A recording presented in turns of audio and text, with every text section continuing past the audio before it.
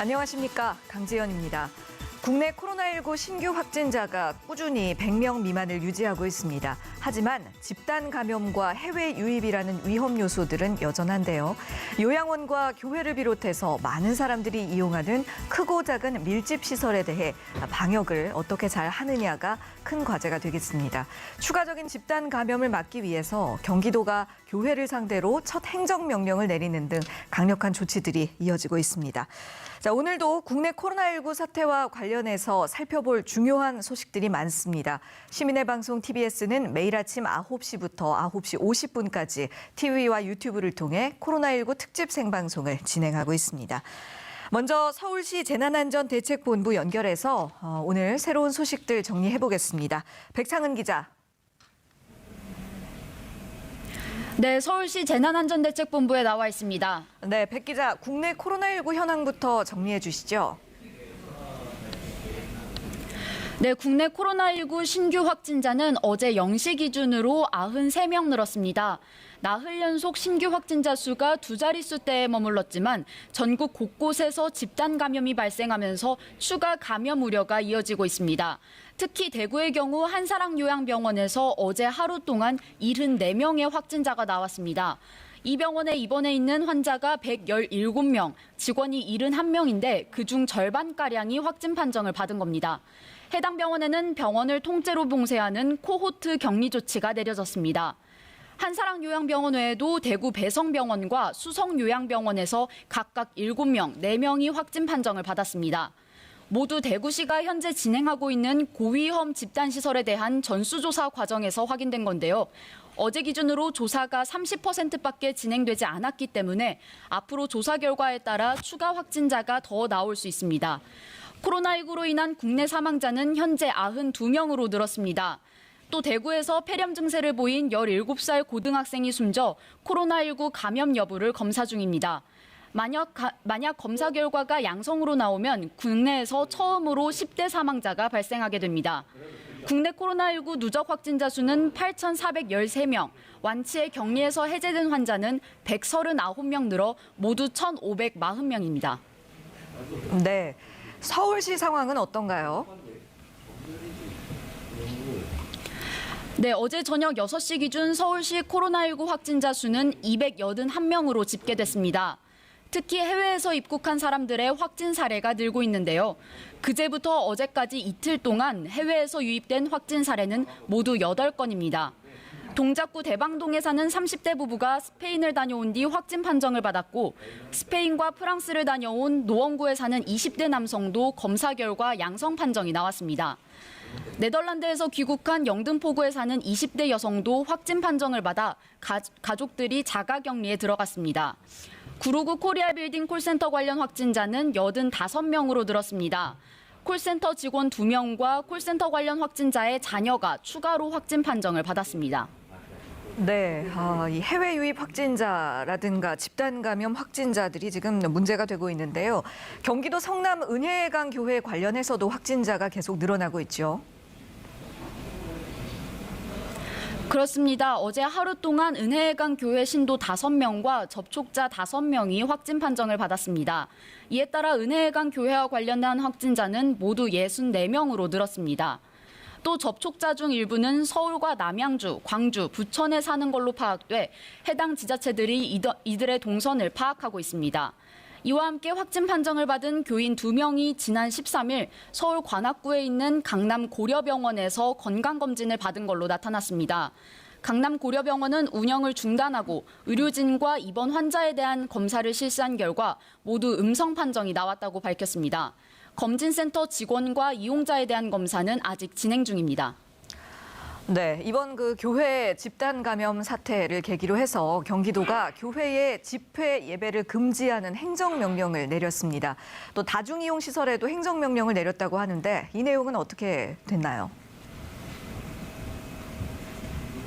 네, 경기도가 노래 연습장과 PC방, 클럽 등 다중이용 시설 15,000여 곳에 대해 영업을 제한하는 행정명령을 내렸습니다.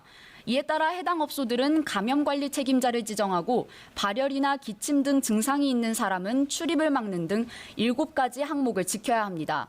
경기도는 이를 위반한 업소에는 300만 원 이하의 벌금을 부과하고 확진자가 나올 경우 관련 비용에 대한 구상권을 청구할 계획입니다. 이번 행정명령은 오는 23일까지 계도 기간을 가진 뒤 다음 달 6일까지 이어집니다. 네, 이런 가운데 코로나19 사태가 장기화될 거란 예측이 계속 나오고 있는데요. 서울시가 이에 대비해서 긴급 지원에 나섰다고요. 네, 중위소득이 100% 이하인 가구 중에서 별도 지원을 받지 못하는 가구에 한해 30만 원에서 50만 원씩 지급됩니다. 해당하는 가구 수는 117만 7천여 가구로 3,200억 원이 넘는 예산이 투입될 걸로 보입니다. 서울시는 다음 달 30일부터 5월 8일까지 동주민센터를 통해 신청을 받고 신청 후 3, 4일 이내에 지원 여부가 결정되도록 할 계획입니다. 지원 형태는 모바일 지역사랑 상품권이나 선불카드 중 신청자가 선택할 수 있습니다. 네. 그런데요, 오늘 서울 시내에 있는 일부 드라이브스루 방식의 선별 진료소들이 문을 닫는다는 소식이 있던데요. 네, 차에 탄 채로 검사를 받을 수 있는 드라이브스루 방식의 선별진료소 4곳이 오늘은 전부 운영을 하지 않습니다. 오늘 새벽부터 내일 오전까지 전국에 강풍주의보가 내려졌기 때문인데요. 서울시는 텐트와 컨테이너로 이뤄진 이들 선별진료소의 특성상 강풍이 불면 검체 채취가 원활하지 않을 걸로 판단했습니다. 강풍이 지나간 후에는 4곳 모두 다시 정상적으로 운영될 예정입니다. 지금까지 서울시 재난안전대책본부에서 TBS 백창은입니다. 네, 백창은 기자 수고했습니다. 서울시 상황실 통해서 국내 코로나19 소식들 알아봤는데요. 계속해서 코로나19 관련 이슈들 취재 기자와 더 자세히 살펴보겠습니다. TBS 보도본부의 구균진 기자 자리해 주셨습니다. 어서 오세요. 안녕하세요. 자, 코로나19 여파로 전국의 유치원과 초중고등학교들의 개학이 4월까지 한 번 더 연기가 됐습니다. 사상 초유의 4월 개학이 현실화가 된 건데 그 이후에 중간고사라든가 시험 일정도 변화가 생겨야 할 것 같아요. 네, 그렇습니다. 전국의 학교 개학이 4월 6일로 연기가 되면서 학교 현장에서는 시험이나 방학 일정을 조정하는 게 불가피해졌습니다. 교육부가 연간 수업 일수를 10일씩 줄이도록 권고는 했지만 개학이 5주나 늦춰지면서 이제 중간고사와 기말고사를 예년과 같은 시기에 치를 수 없게 된 건데요. 보통 학교에서는 4월 말이나 5월 초에 중간고사를 보고 또 7월 초쯤에 기말고사를 보게 됐는데 이번에는 평년보다 각각 2, 3주 정도가 늦춰질 것으로 보입니다. 네. 이 때문에 중간고사를 미루거나 아예 생략하는 방안도 거론이 되고 있습니다. 서울시 교육청은 각 중학교와 고등학교에 중간고사를 시험으로 보는 것 대신에 수행평가로 대체하라고 권고했는데요. 그런데 이 수행평가는 성적을 일괄적으로 평가하는 게 아니라 학교 자체의 기준에 따라 평가하는 데다가 또 수행평가 대체 여부를 학교장 재량에 따라서 결정할 수 있는 부분이라서 네. 학교장들이 어떻게 정하는지에 따라서 앞으로 학생들의 내신 관리에 다소 영향이 있을 것으로 보입니다.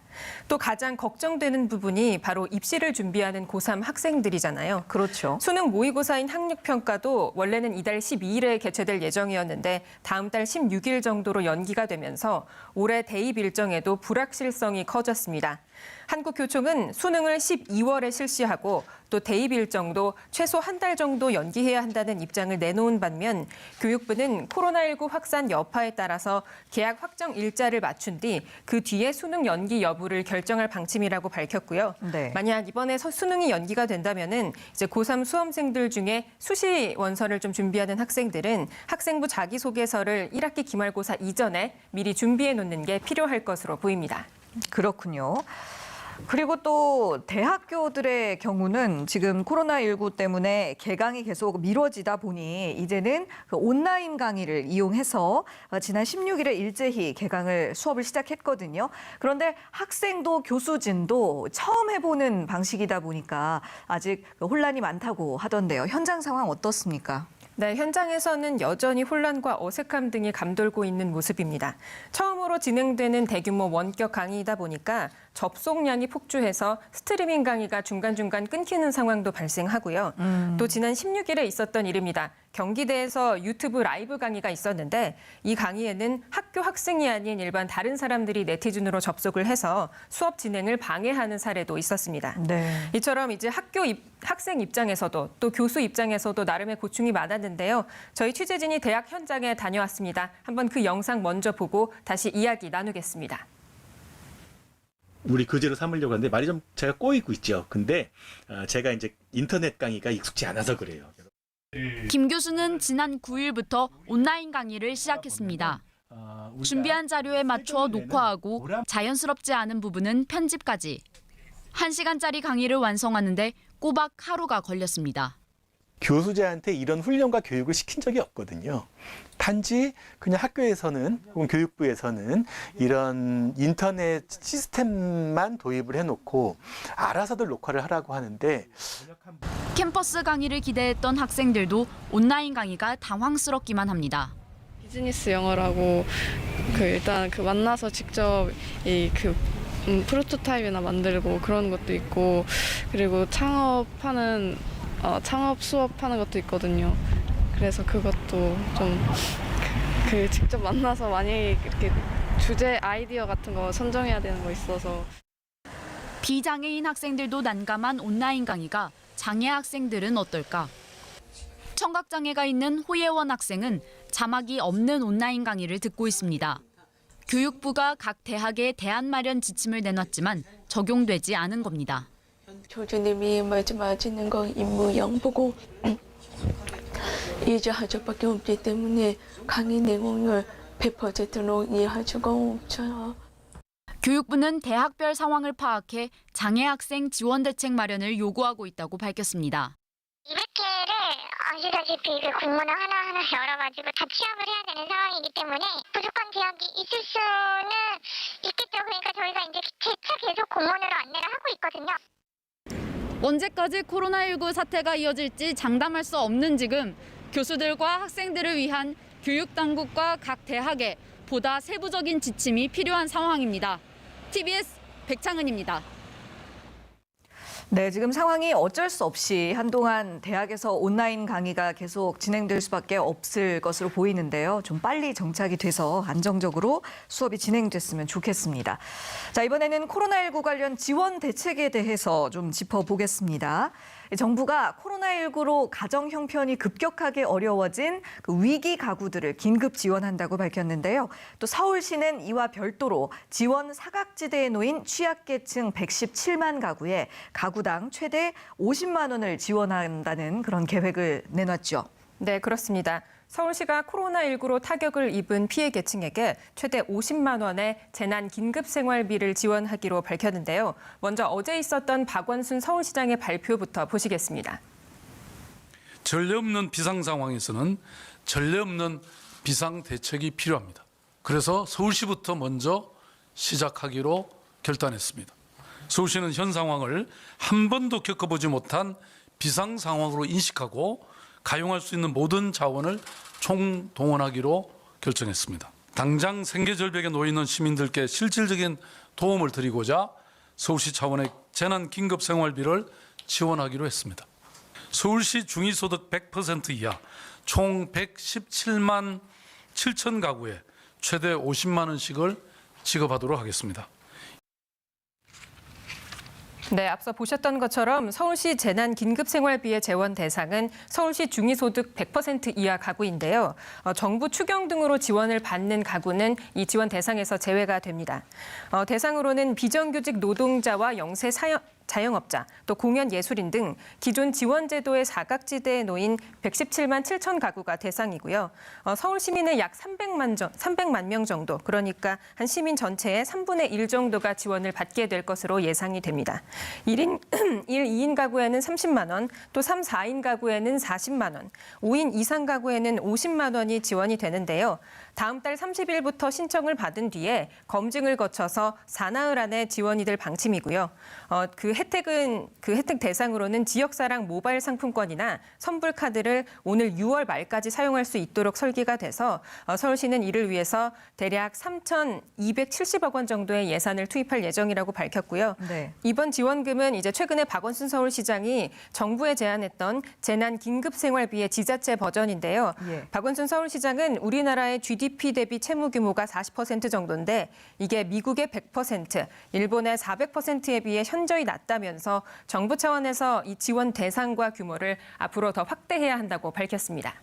네, 그렇군요. 이번에는 해외 소식 좀 살펴보겠습니다. 이웃나라 일본 얘기를 해볼까 하는데요. 지금 전 세계적으로 코로나19가 확산을 하고 있는데 이 확산세가 일본에서만 완만하다, 좀 이상하다 이런 목소리가 끊이질 않고 있잖아요. 이에 대해서 일본 정부가 폭발적인 유행을 억제하고 있다는 주장이 있는데 이거 맞는 말인가요? 네, 일본이 이렇게 주장할 수 있는 건 검사량 자체가 워낙 적다 보니까 코로나 확산세가 더딘 것처럼 보이기 때문입니다. 네. 우선 현재까지 일본의 코로나19 누적 확진자 현황을 보면 크루즈 선을 포함해서 모두 1,585명 정도고요. 우리나라의 누적 확진자인 8,413명에 비교하면 거의 대여섯 배 정도가 차이가 나는 수준입니다. 네. 또 누적 검사 건수를 보면 일본에서는 한 2만 9천여 건이 검사가 됐다고 지금 나오고 있는데 우리나라의 검사 건수인 28만 7천여 건에 비해서도 굉장히 대조적으로 차이가 나는 모습입니다. 네. 일본 정부는 이런 그 수치가 나온 이유가 국민들이 행동 수칙을 잘 따르고 있기 때문에 확산세가 완만하다라고 주장을 하고 있지만 실제로 일본의 검사 방법을 보면 중증 이상의 환자만 찾아내는 방식 때문에 이 확산세를 조절하고 있다는 지적이 나오고 있거든요. 일본 정부는 예를 들어서 가벼운 증상자에게는 자택 요양을 권고하고 있고 또 37.5도 이상의 발열이 사흘 동안 지속되어야만 병원에 방문하도록 하고 있습니다. 이 때문에 본인이 느끼기엔 코로나 증상 같은데 막상 보건소에 찾아가면 검사가 거부되는 사례가 잇따르고 있는 거고요. 네. 때문에 일본 야당 의원들과 비영리 의료단체 관계자들도 검사를 적게 한 데에는 일본 정부에 어느 정도 정치적인 의도가 깔려 있다고 비판하고 있는데요. 관련해서 어제 김어준의 뉴스공장에 나온 인터뷰 얘기 들어보시죠. 일본은 자금도 기술도 충분히 갖고 있습니다. 일본 정부가 제대로 검사를 하려면 할 수도 있습니다.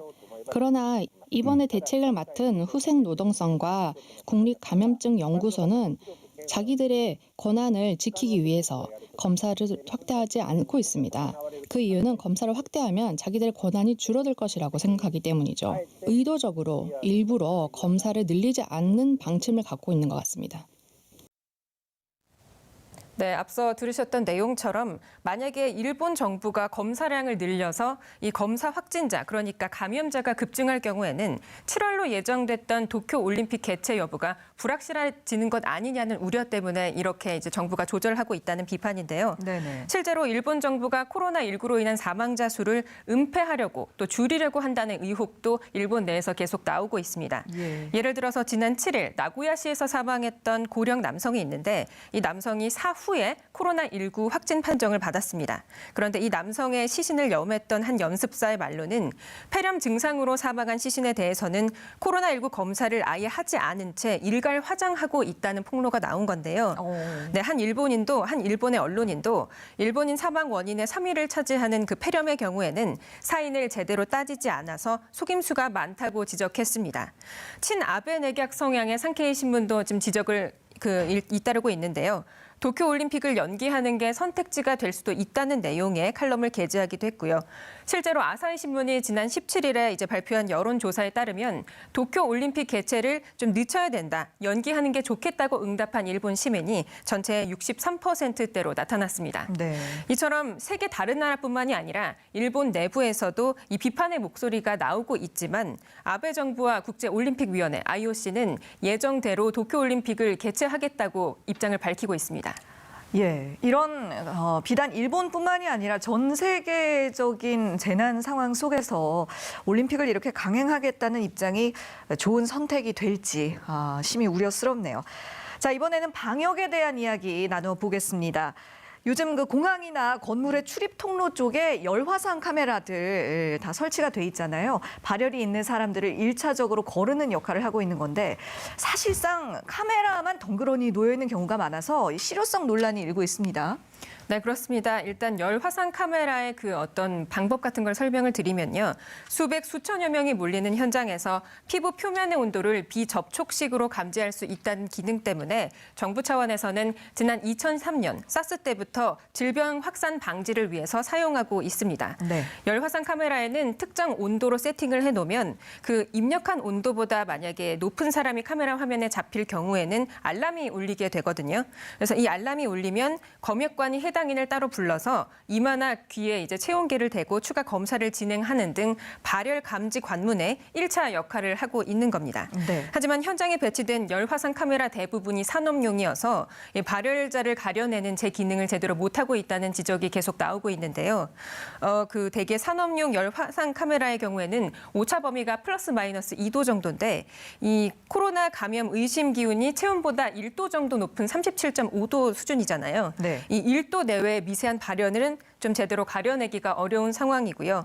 또 출입구 앞에 설치된 장비의 경우에는 주변 기온과 공기의 영향으로 측정값이 실제 체온과 많이 달라지는 경우가 많습니다. 네. 예를 들어서 저희 회사 출입구 앞에도 이 그 열화상 카메라가 설치가 됐는데 이 카메라에 측정된 사람들의 체온이 보통 28도에서 34도 선에 머무르고 있거든요. 네. 그래서 우선 열화상 카메라는 그 발생 추이라든지 특정 상황만 좀 파악하는 걸로 보고 이후에 체온계로 직접 온도를 다시 재는 게 더 정확하다는 얘기가 나오고 있습니다. 네. 그래서 지금 말씀해 주신 방식처럼 그 공항 등의 발열 의심자 관리를 특히나 잘해야 하는 공간에서는 열화상 카메라로 우선 1차 발열 검사를 하고 체온이 37도 이상으로 나타날 경우에 또 접촉 체온계를 사용해서 다시 검사를 하고 이렇게 몇 단계로 나눠서 검사를 하고 있지 않습니까? 그런데 이 각 공항마다 열화상 카메라 설치나 또 발열 체크 시스템 등이 다 달라서 이게 방역 시스템에 좀 구멍이 된다. 그런 지적도 있던데요. 네, 제가 알아본 바에 따르면요. 이 공항 내에서 이 검역 과정이나 열화상 카메라의 운영 방식, 시스템 같은 경우에는 질병관리본부 소속 감역소나 각 지자체 보건소가 이제 관할하는 걸로 나타나 있습니다. 네. 따라서 인천공항이나 김포공항 등 각 공항이 주체적으로 어떻게 운영을 할 것인가가 조금 달라지는 부분이 있는 거고요. 김포공항은 국제선 그 도착 항공편에 대해서만 현재 출입국 심사대 앞에 열화상 카메라를 설치하면서 이 방역 시스템을 운영하고 있는데 반대로 국내선 탑승자, 그러니까 김포를 통해 제주를 간다거나 우리나라의 다른 지역으로 가는 탑승자에 대해서는 현재 발열 검사를 안 하고 있거든요. 따라서 요즘 최근에 그 구로 콜센터를 다닌 그 직원이 제주도로 여행을 갔다 와서 확진 판정을 받은 만큼 네. 우리나라 국내 모든 공항, 국제선과 국내선을 나눌 것 없이 탑승과 이륙 후에 발열 검사를 빠짐없이 해야 한다는 주장이 나오고 있습니다. 네, 이 부분은 분명히 시정이 필요하겠네요. 자, 지금까지 TBS 보도본부 구균진 기자와 함께했습니다. 수고하셨습니다. 지금 여러분께서는 TBS 코로나19 특집 생방송과 함께하고 계십니다.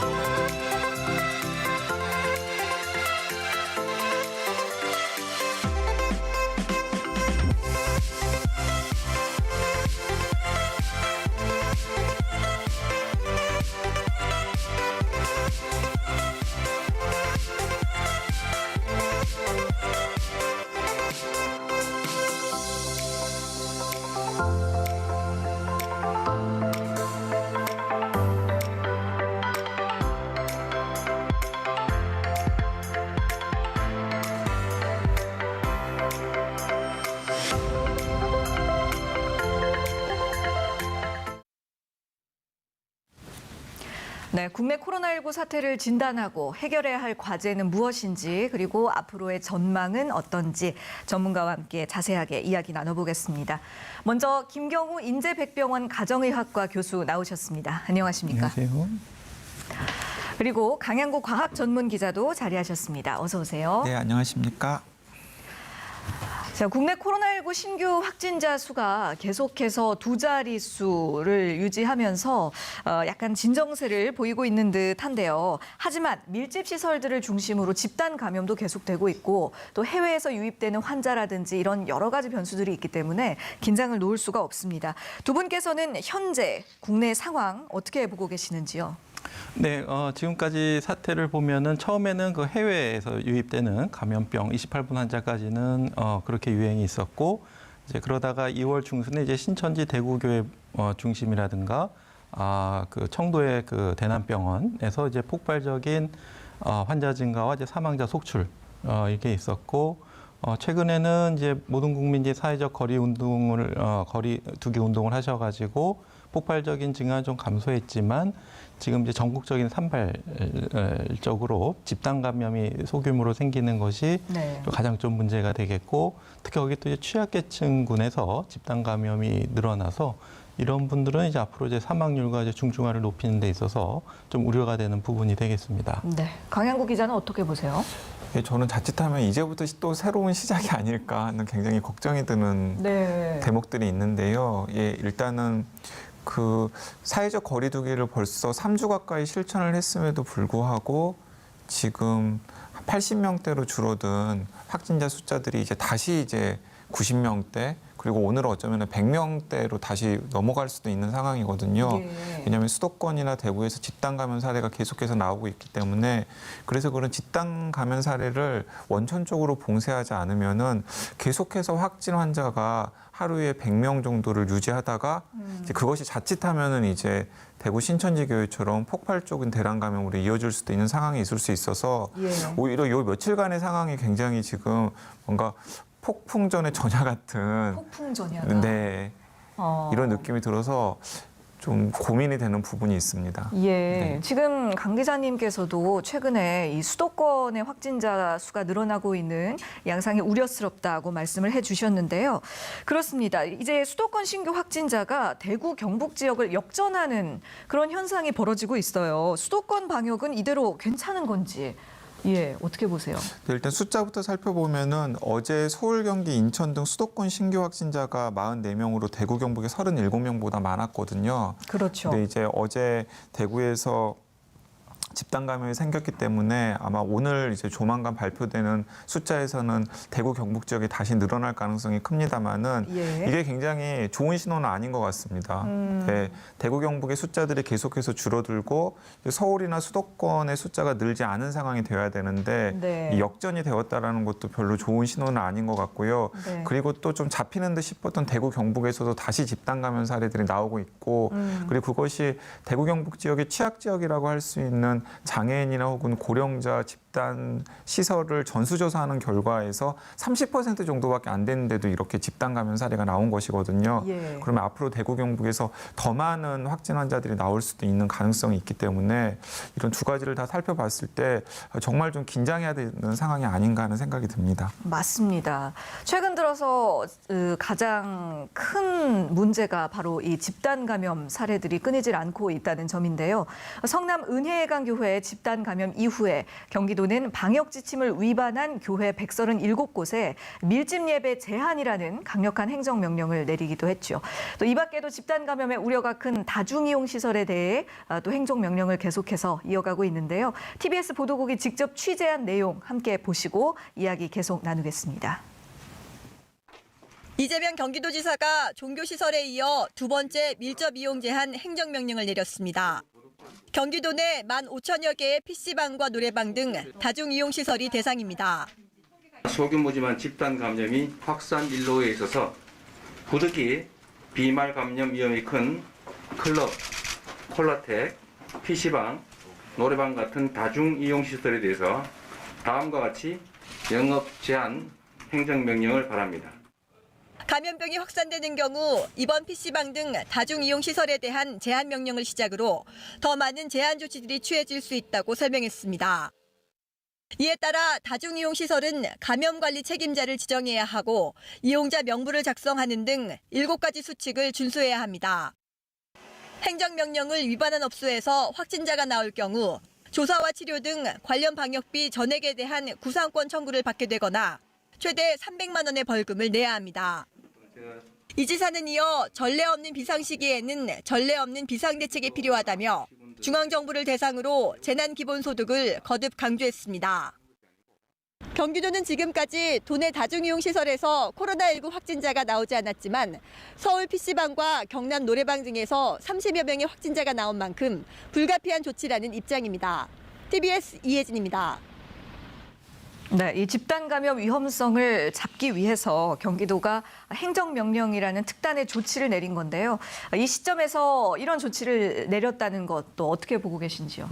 사실 이제 가장 이상적인 상황은 이런 행정명령 같은 조치 없이 자발적으로 이 방역에 참여를 하는 것이 가장 이상적인 상황일 텐데요. 네. 그런데 지금 경기도에서 일어나는 이제 몇 가지 사례들을 놓고 보면은 일단은 그 일요일 예배를 드리지 말라라고 여러 차례 이야기를 했음에도 불구하고 네. 듣지 않는 교회들이 많이 있고 그리고 또 거기서 또 집단 감염 사태가 일어난 것 아닙니까? 그렇죠. 거기에다가 또 다중이용 시설 같은 경우에도 기본적으로 영세할 뿐만 아니라 관리가 안 되는 사각지대에 위치한 곳들이 많았기 때문에 이런 식의 이 정부의 방역 지침이 지켜지지 않는 경우가 많았습니다. 그래서 이 경기도의 조치는 불가피한 조치라는 생각이 들고요. 아무래도 이 행정적인 강제성이 있기 때문에 이 교회라든지 아니면 다중이용 시설의 업주들이 조금 더 그 자발적이진 않더라도 이 들을 수 있는 가능성은 좀 더 높아진다는 점에서는 긍정적이라고 생각합니다. 네. 지금 말씀해 주신 뭐 교회라든가 다중이용 시설 그리고 또 집단 감염이 계속 발생하고 있는 곳이 바로 요양원과 요양병원입니다. 이런 곳들은 또 특히나 코로나19의 고위험자로 분류되는 고령자들 또 기저질환을 앓고 계신 분들 많이 모여 있는 곳이라서 더 조심해야 할 것 같은데요.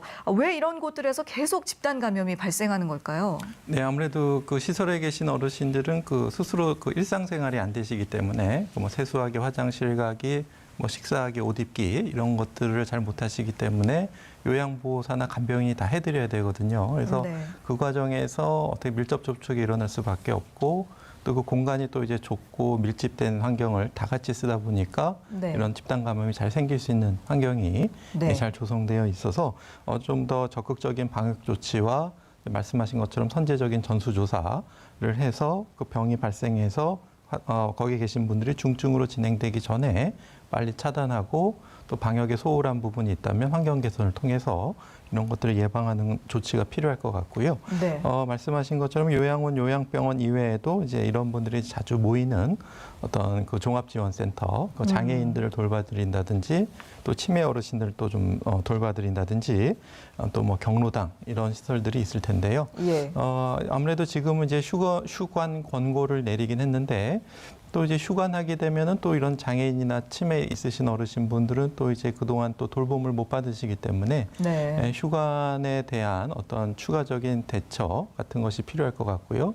보다 적극적으로 한다면은 이분들을 돌보는 분들에 대해서 어떤 코로나19에 대한 검사를 해서 괜찮은 분들이 이분들을 좀 돌봐드리고 또 이분들에게서 관련 증상이나 또 외부 접촉, 또 감염 위험은 없는지 네. 또 주기적으로 이렇게 돌봐드리는 이러한 조치들이 이제 휴관 외에도 좀 추가적으로 필요할 것 같고 또 이분들의 이러한 복지 시설들을 또 정기적으로 잘 소독하고 방역하는 조치가 필요할 것 같습니다. 예. 그런 가운데 어제 폐렴 증상을 보이던 17세 청소년이 갑자기 사망해서 지금 코로나19 양성 여부를 조사 중인데요. 이와 관련해서 중앙재난안전대책본부의 브리핑 내용 잠시 들어보시고 이야기 이어가겠습니다. 17세 사례에 대해서는 현재 코로나19에 대한 확진 검사가 진행 중에 있습니다. 여러 번 검사를 해서 다 음성이 나왔지만 한두 번 정도에서 이제 어떤 유전자 검사에서 양성 소변을 보인 게 있어서 미결정으로 일단 판단을 하고 검체를 확보해서 확진 검사를 시행하고 있고 확진 검사 결과가 나오면 말씀을 드리도록 하겠습니다. 네, 만약에 이게 코로나19 양성으로 판명이 나게 된다면 그동안 10대는 코로나19로부터 네. 상대적으로 안전하다라고 했던 생각들이 좀 깨질 수도 있는 상황 아닌가요? 네, 이제 굉장히 뭐 안타까운 상황이고 또 이 소식을 들었을 때 이 개학 연기 시점이랑 맞물려 가지고 많은 학부모들이 놀랐으리라고 생각을 합니다. 네. 근데 일단은 검사 결과를 정확하게 기다려봐야 될 상황인데요. 제가 어제부터 그리고 오늘 새벽까지 취재를 해본 결과에 따르면은 많은 전문가들은 코로나19와 연관성에 대해서 약간 회의적인 것 같습니다. 네, 왜냐하면은 코로나19에 감염이 되어가지고 폐를 비롯한 여러 가지 손상이 심해서 사망을 했다면은 검사를 했을 때 바로 양성이 나와야 될 가능성이 굉장히 크거든요. 네. 근데 여러 차례 검사를 했는데도 음성이 나왔고 일부 유전자에서 이제 양성 소견이 나와가지고 네네. 지금 굉장히 또 예민하고 민감한 사안이기 때문에 방역 당국이 음성이라고 이제 정확하게 판단을 하지 않고 지금 좀 더 정확한 검사를 해보고 있는 상황으로 알고 있습니다. 예. 근데 하지만 일단은 코로나19 양성이든 음성이든지 간에 이 17세 청소년이 이제 갑작스럽게 이제 사망한 사례 자체는 굉장히 안타까운 상황인데요. 근데 이제 제가 이제 중국의 통계를 다시 한번 말씀을 드리면은 일단은 19세 우리나라로 따지면 18세 이하의 청소년이나 혹은 아동 같은 경우에는 감염률 자체가 굉장히 낮아요. 네. 감염률 자체가 굉장히 낮고 이제 9세 이하 아동 같은 경우에는 아예 사망 사례가 없고요. 아예 없습니까? 네, 아예 예. 없고요. 그리고 10대 같은 경우에는 사망 사례가 있긴 한데 이제 어느 정도로 드무냐면은 치명률이 한 0.2% 정도로 한 4만 명 이상의 환자가 발생하면 그중에서 1명 정도가 사망한 사례이고 예.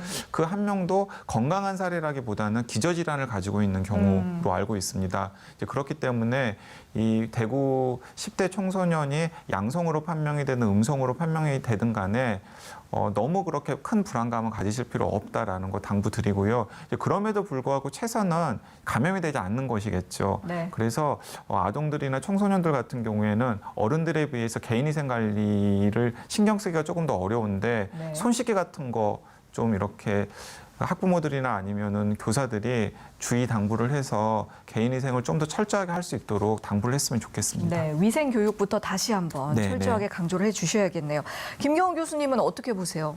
네, 그 말씀하신 것처럼 사망 원인에 대해서는 조금 더 조사가 필요할 것 같고요. 예. 코로나19에 의한 다른 원인에 의한 사망 가능성에 조금 더 중점이 있겠지만 그래도 어떤 젊은 분들, 기저질환이 없고 젊은 분들이라고 하더라도 감염이 되면은 또 사망할 수 있다는 게 지난 메르스 사태 때도 밝혀진 바가 있는데 어떤 바이러스의 직접적인 침범과 세포 손상보다는 어떤 우리가 사이토카인 스톰이라 그래서 과다한 면역 반응으로 인해서 장기 부전이 오는 경우도 있기 때문에 네. 젊고 기저질환이 없다고 하더라도 물론 이 코로나19가 그런 사이토카인 스톰이라는 그 과도한 면역 반응을 유도하는지는 아직 보고된 건 없지만 그래도 좀 주의가 필요할 것 같고요. 네. 또 실제로 이제 중국에서도 많은 통계를 말씀하셨지만 또 바이러스에 노출되는 양이 많으면은 물론 이제 청소년뿐만 아니라 이제 성인 어른도 건강한 어른도 사망하시는 경우도 많기 때문에 네. 주의가 필요하겠습니다. 네,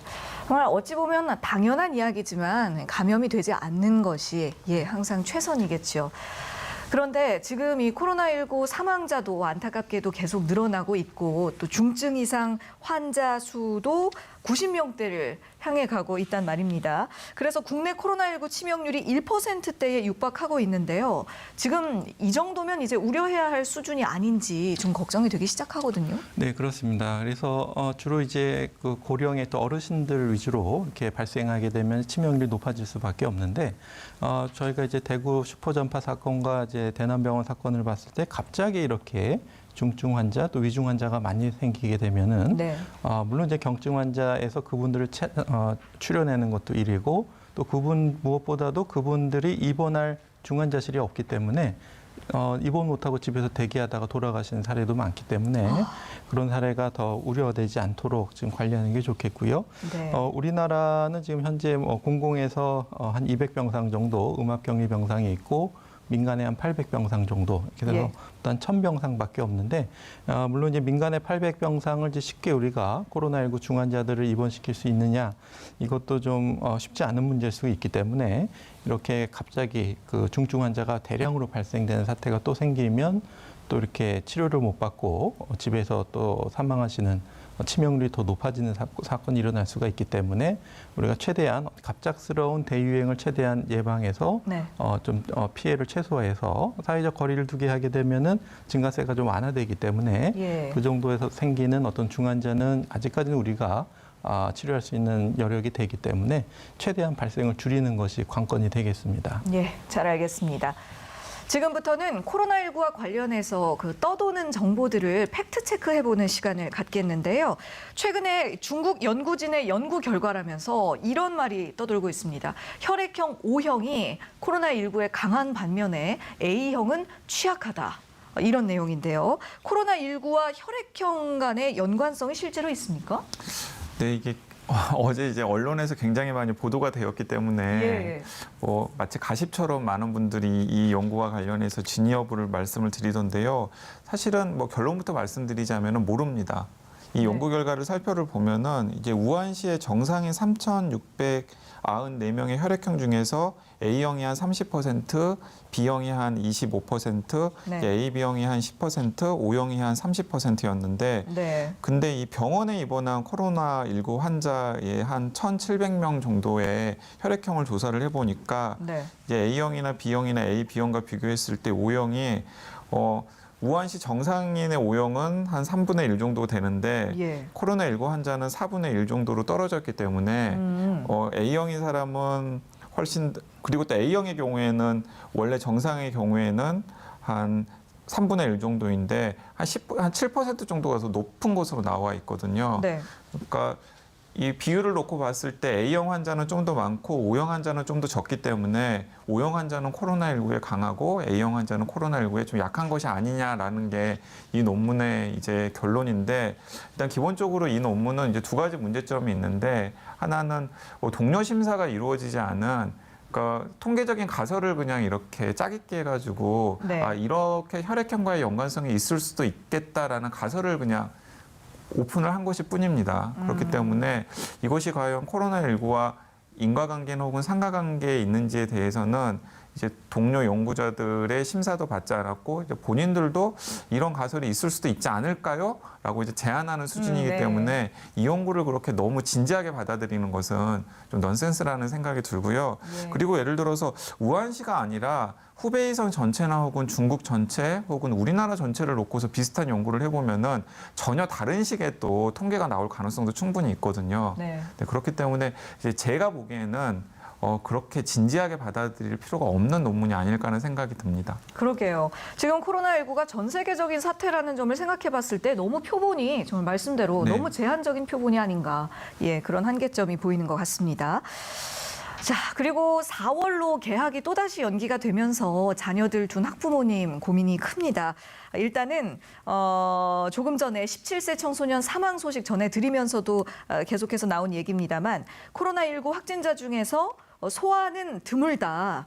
또 성인보다 코로나19 감염 위험이 낮다. 이런 말들 계속 하시잖아요. 이 부분에 대해 설명을 좀 해주시면 좋겠네요. 네, 그 중국에서 통계를 봤을 때 그 소아 청소년의 어떤 감염률은 한 2.4% 정도 네. 보고하고서 적은 걸로 알려져 있고 국내에서의 통계도 아직은 소아 청소년 6% 정도로 네. 지금 잡히고 있는데 지금 아무래도 방학이기 때문에 그 어린이들 사회 활동보다는 이제 주로 어른들 활동하시는 분들이 많이 감염되기 때문에 통계가 좀 상대적으로 적어 보이는 것 같고요. 네. 일반적으로 그 감염 위험은 동일하다고 이렇게 생각이 되고 예. 다만 이제 증상이 경미하기 때문에 코로나19인지 모르고 지나갔을 가능성이 많지 않나 싶어서 네. 어린이라고 감염에 대해서 안심해서는 안 되겠습니다. 예. 하지만 그 아이들의 경우는 코로나19를 그 조금 전에 교수님도 말씀하셨듯이 정말 감기처럼 살짝 앓고 지나가는 경우들이 많기 때문에 오히려 그 주변인이라던가 가족들에게 전파하는 경우가 많다고 하던데요. 그렇습니다. 그래서 지금 방역 당국에서 가장 걱정하는 게 이제 학교가 조용한 슈퍼 전파 집단이 되지 않을까. 네. 이것이 가장 문제인데요.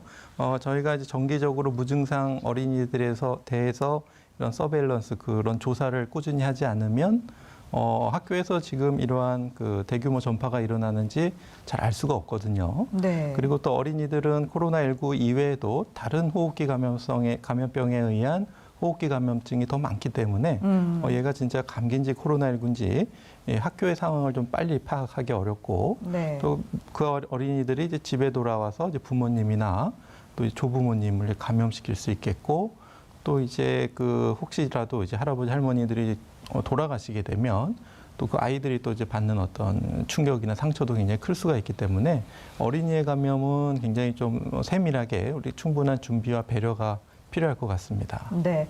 그렇다면 이 아이를 두고 있는 가정에서 좀 신경 써야 할 점들, 명심해야 할 건강 수칙 뭐 어떤 것들이 있을까요? 네, 김경호 교수님께서 좀 더 정확하게 설명을 해주실 것 같은데요. 네. 방금 말씀하셨듯이 아이들 같은 경우에는 코로나19 외에도 특히 환절기에는 다양한 형태의 호흡기 질환을 앓을 수가 있거든요. 그렇죠. 그렇기 때문에 아이가 뭐 호흡기 증상을 보인다거나 혹은 열이 났을 때 코로나19 증상을 바로 의심할 필요는 없으실 것 같습니다. 왜냐하면은 기본적으로 아이들은 코로나19 증상을 굉장히 가볍게 앓고 지나갈 가능성이 굉장히 높다라는 여러 가지 통계들 염두에 둔다면은 네. 오히려 코로나19보다는 통상적인 환절기에 나타나는 호흡기 질환일 가능성을 염두에 두고서 이제 3, 4일 정도 뭐 집에서 대중요법으로 치료를 하시거나 아니면 필요하다면은 이제 자주 갔던 동네 병원들에 가서 진단을 받아보시는 게 필요할 것 같고요. 이제 그럼에도 불구하고 이제 정상적인 패턴이 아니라 뭐 열이 내려가지 않고 문제가 생긴다거나 특히 이제 가장 문제가 되는 경우는 뭐냐면 중국도 그렇고 우리나라도 그렇고 아이들이 증상으로 코로나19를 찾은 경우는 거의 없습니다. 네.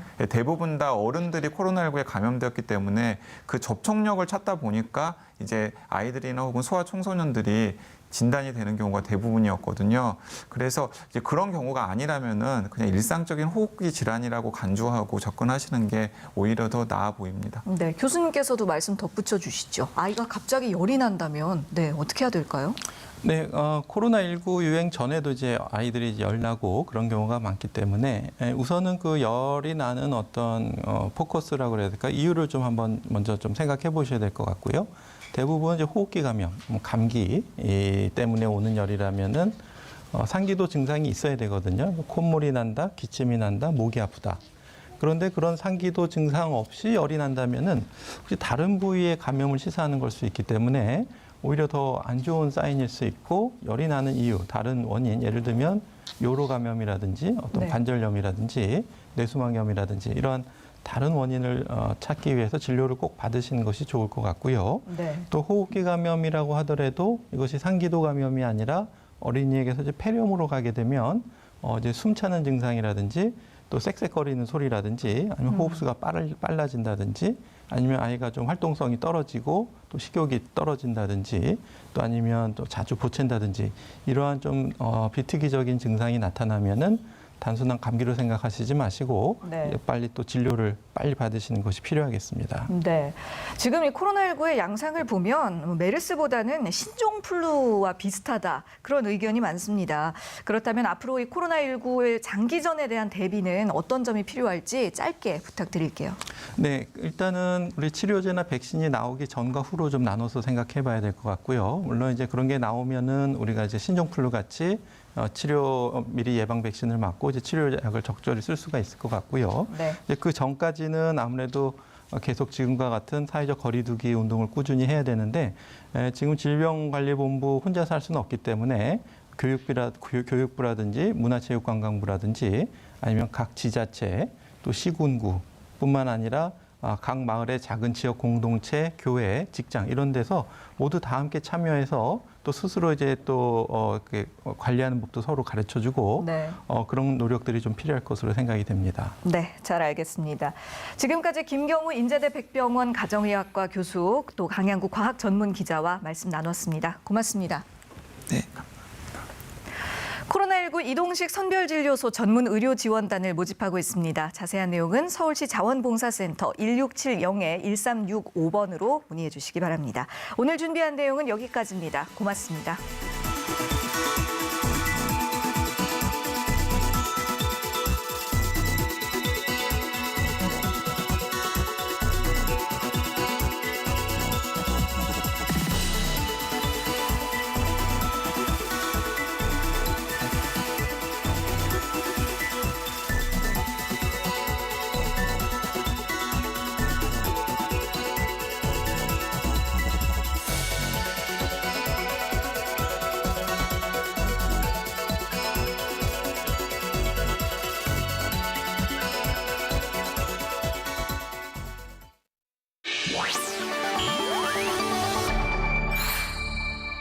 TBS